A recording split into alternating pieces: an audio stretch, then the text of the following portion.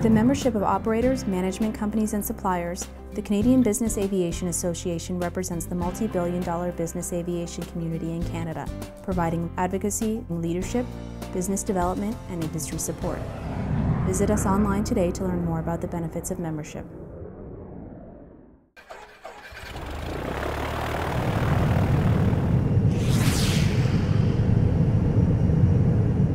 There is some debate out there as to the value of actual flying time versus simulator-based flying time. Will simulator-based training help stem the pilot shortage gap by enabling pilots to be trained faster and have them ready for the job pipeline? We asked our esteemed panel of experts this question during Wings Magazine's first industry roundtable July 5th at the CBAA conference in Calgary. You can read the entire story in the September-October issue of Wings Magazine. There's nothing like flying along and seeing a big thunderstorm right in front of you. You have to decide then and there what to do. Or have your engine quit or something. It's a little different. To your question, take a look at the phenomenal growth that China has experienced in terms of aviation. And this is creating the sort of labor market competition for human resources in terms of pilots and qualified AMEs and all the various occupational groups across all the aviation sort of occupations. In China, as an example, I mean, the reason why they were all coming over is you have a situation there where you have a 21-year-old who is obviously good in math and physics and chemistry and has probably an mechanical engineering degree and is now doing, goes from ab initio zero training to, King Air 350, the Diamond aircraft, King Air 350, Airbus A321 simulator, and he's your captain on Beijing to Guangzhou, after 6 months in that simulator. And so even the Civil Aviation Administration of China, CAAC, has had to put the brakes on that kind of managing growth issue because they saw, to your question, the possibility of some catastrophes happening here and there because they don't have the gut feel of seeing a cloud or, look at the U.S. Airways A320 when they got struck by a Canada geese. Yeah, you could simulate that, and you could simulate Gimli, and you could simulate the A330 landing in the Azores, but there is no replacement for the gut feel of that glider pilot capability and knowledge of knowing what his options were within 10 seconds and acting on them, just as an example. So, that partially, I think, answers your question.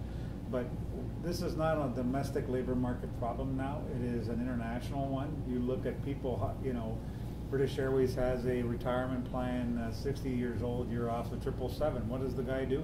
He's not playing golf in Scotland.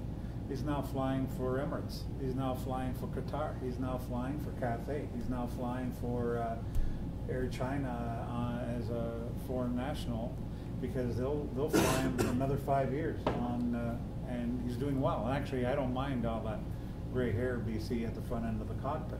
So I think we're competing for tradespeople. We're not only competing for these people to come into aviation. The trucking industry is competing for these same people. The maritime industry is competing for these same people.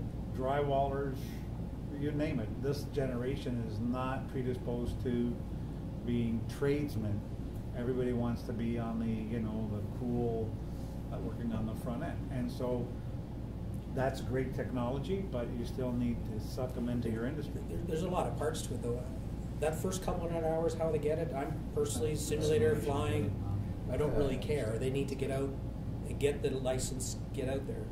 It's how you build that experience. And to quote an old boss of mine, there's no shortcut to experience. You just have to get out there and get it. There's programs out there that are people talk, cadet programs. Lufthansa or Canada's done a little bit of that. I have a military background. I was on some pretty neat airplanes with very low amount of time, pretty Cadillac training system, of course. I'm not adverse to those young people having those kinds of jobs. But I was had someone from my group at a meeting having some of these discussions, and the airline HR person was quite offended when I said I wouldn't take anyone on a Challenger or a Global unless they had 4,000 or 5,000 hours. And he was quite proud how they were taking 200-hour people on their Dash 8s or whatever. And I just wish them well. You know, good for you. I'm glad those sorts of things out there.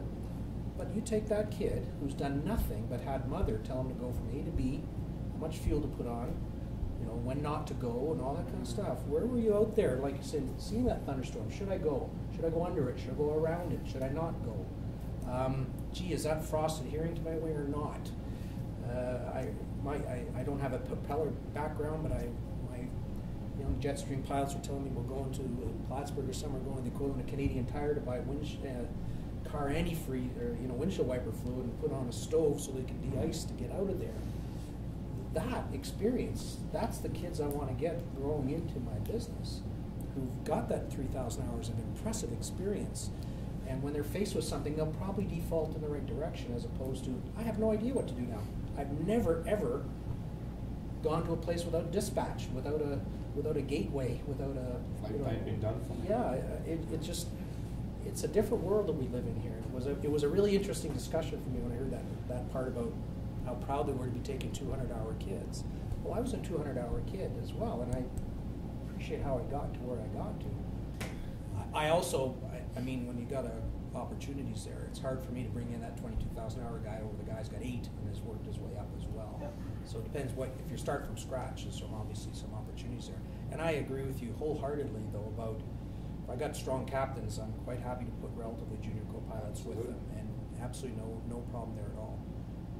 But there's no magic wand for any of this either. That's for darn sure. It's an environment. You got to. Corporate is different from the airline. I really believe that, and you want guys to still want to talk with their hands as opposed to what hotel are we going to kind of